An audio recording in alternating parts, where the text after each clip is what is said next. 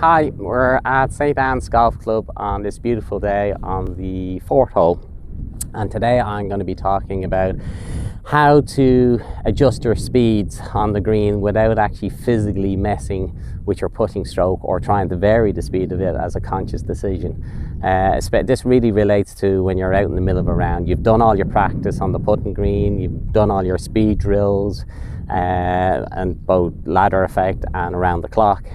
For some reason on the golf course you're struggling still with your pace, which normally tends to being too hyper or too tense.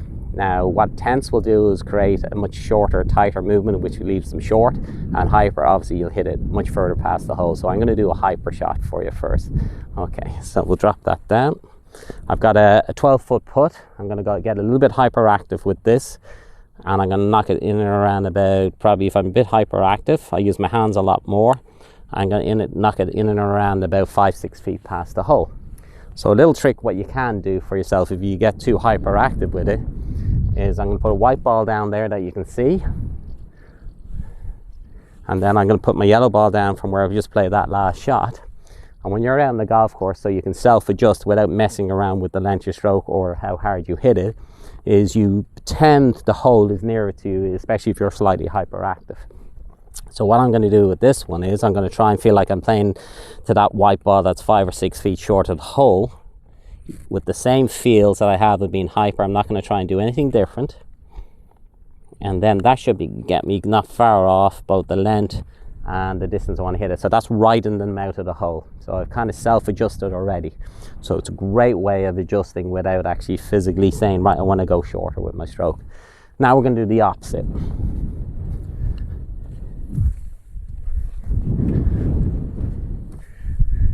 I'm now going to use the white ball from the same distance away, 12 feet away.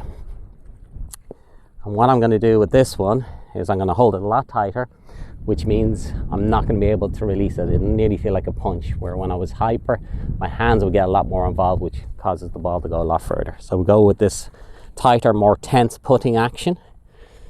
I'm going to set up to it, hold it tight. And I only get the ball 3/4 way to the hole. And I'm consistently doing that on the golf course. They say, well, right, what am I going to do? Well, I'm going to imagine the hole about a third further away from me for the other side of the hole, kind of the distance on average that I'm leaving the putt short. So I'm going to use the yellow ball this time for that one. So here we get set up to it. I'm going to set up to it again from here. You can see my line. Still have the same tension levels because it's something you can't really self-adjust that quickly in the middle of a tournament. And I'm measuring the hole now a third further away from where I started.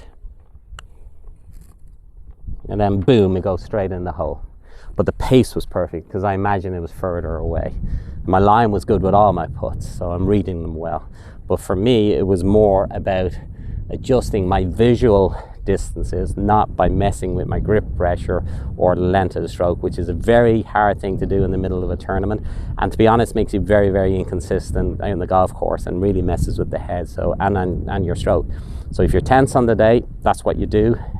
You're going to end up being shorter, so you imagine the hole further away. And if you're quite hyperactive and you release the club too much, you knock it miles past the hole, you imagine the ball nearer to you. It's a very simple thing to do that will make a massive difference to your score and your mental approach, and you will learn to either relax or slow down or speed up your motion through the ball depending on what's needed without actually physically messing with that yourself. It's more a visual aid.